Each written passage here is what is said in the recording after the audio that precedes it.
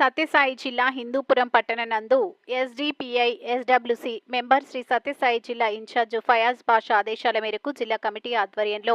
Women India movement కార్యకర్తల సమావేశం నిర్వహించడం జరిగింది. కార్యక్రమంలో ముఖ్య అతిథిగా విచ్చేసిన ఆంధ్రప్రదేశ్ రాష్ట్ర కమిటీ నాయకురాలు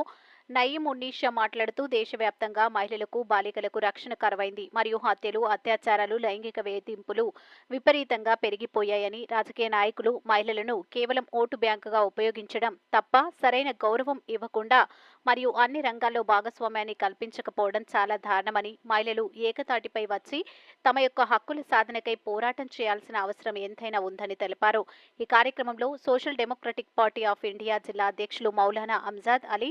C Dadapeer, Abdul Haseeb, Abdul Habib, Pathan Noor Mohammed, Sheikh Umar Mohammed, Tousif, Sheikh Mubarak, women India movement committee సభ్యులు షేక్ మసీరా, ఖదీజా బేగం, నాజ్మిన్, తాజుద్దీన్, హజీరా, ఆష్మా, ఆఫ్రీన్ తదితరులు పాల్గొన్నారు.